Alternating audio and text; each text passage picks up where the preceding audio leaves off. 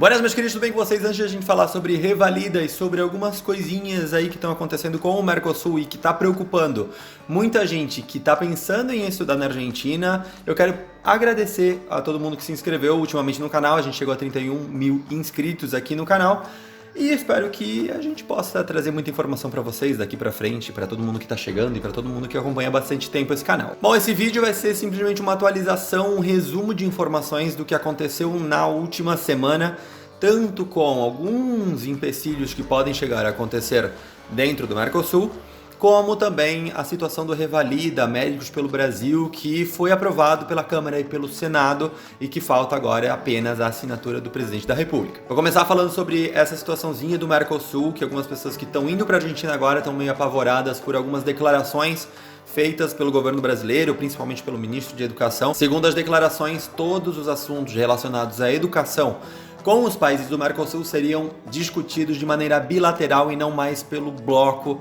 econômico, pela União Aduaneira do Mercosul.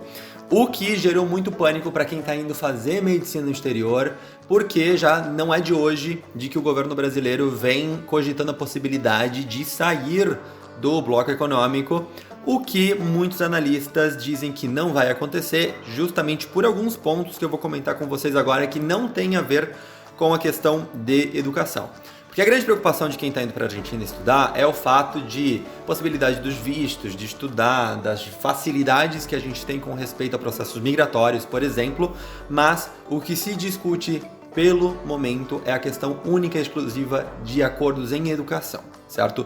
Tudo que está assinado previamente continua valendo igual, a única coisa são projetos novos, são acordos novos, seriam discutidos de maneira bilateral.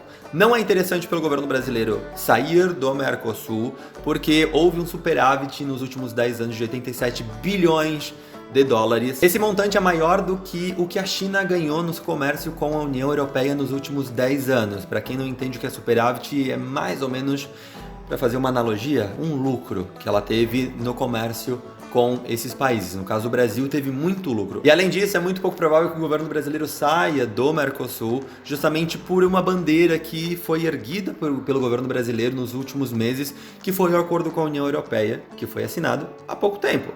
Então não vale a pena ele ter levantado uma bandeira e depois sair por conta de uma discussão com um presidente de um dos países membros, que é Alberto Fernandes, o presidente da Argentina. Além disso, também para uma saída do Mercosul, que geraria um pouquinho mais de dificuldade pela questão migratória, para fazer trâmites, para poder ir estudar na Argentina, isso deveria passar pelo Parlamento brasileiro para que o Parlamento aprovasse uma saída do Mercosul. Então, só para atualizar vocês de que não é tão simples assim, de que não é possível a gente fazer um Brexit latino, como algumas revistas e jornais falaram, né, e fizeram uma análise sobre isso. Vou deixar um link aqui embaixo para que vocês possam ler com um pouco mais de detalhe, porque eu não quero me prolongar muito nesse assunto. E aí, já com respeito a Revalida e Médicos pelo Brasil, se caso você ainda não assistiu, eu não vou dar muita ênfase na questão de Médicos pelo Brasil, porque eu já expliquei o que vai ser o Médicos pelo Brasil em um link que vai estar aparecendo aqui em cima. Mas ele foi aprovado na semana passada pela Câmara de Deputados e pelo Senado, com uma diferença de um dia. Foi algo extraordinário de quão rápido foi feita essa aprovação. Nesse momento, a MP 890 de 2019, ela está na Secretaria de Expediente, que vai mandar isso para o presidente para ele poder assinar. Mas é um projeto do próprio governo, então obviamente vai sair.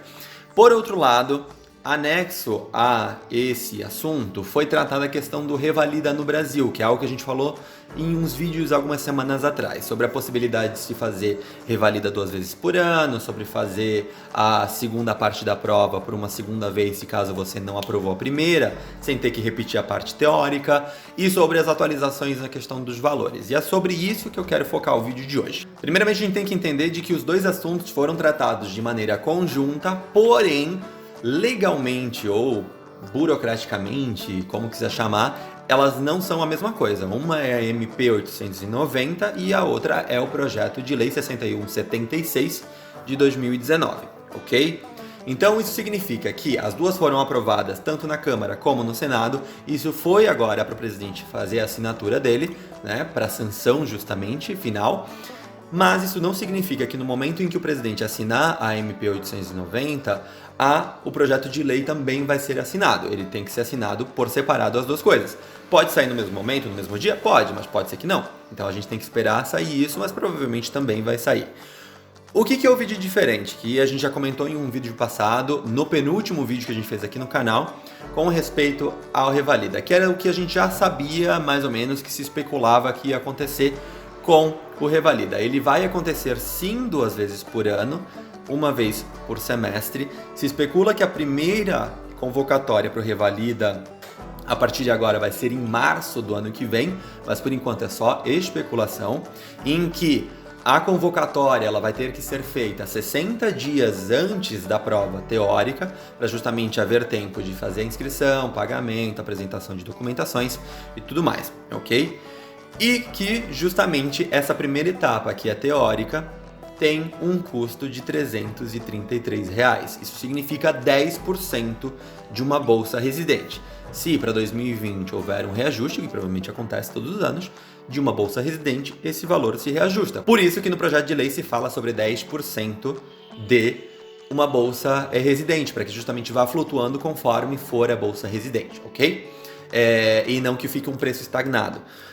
O que há uma modificação nesse caso, porque o último Revalida que não foi nesse esquema, a primeira etapa custava R$ 100, ou seja, houve um aumento da taxa de inscrição de R$ 233.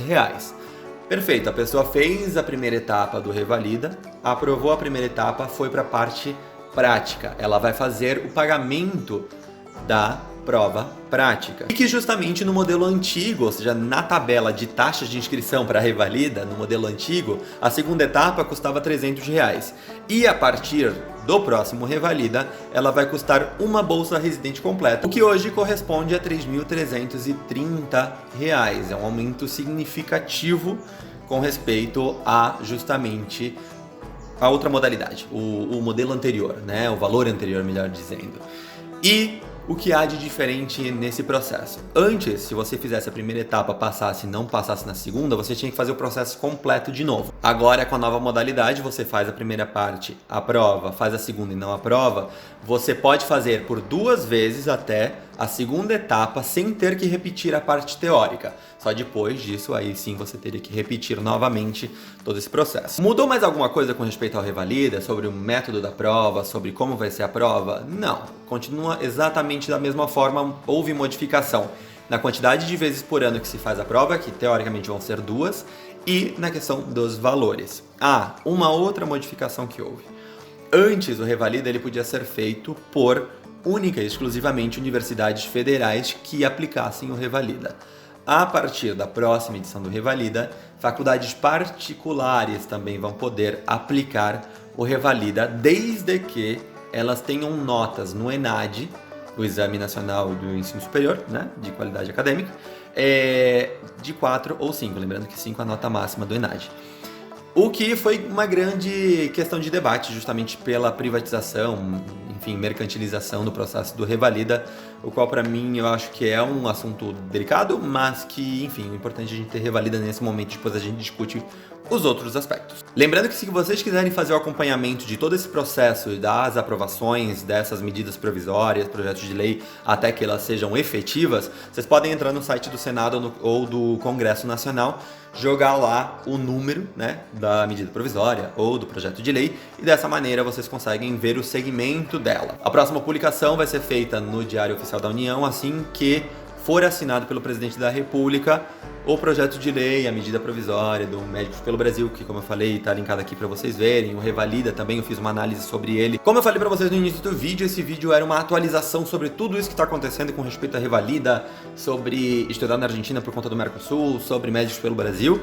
Espero que vocês tenham gostado. Se inscrevam aqui embaixo para não perder novidade e deixem aqui embaixo nos comentários sugestões do que vocês querem ver nos próximos vídeos. Estamos quase entrando de férias, mas talvez a gente não pare. E é isso, a gente se vê no vídeo da semana que vem. Até mais, tchau!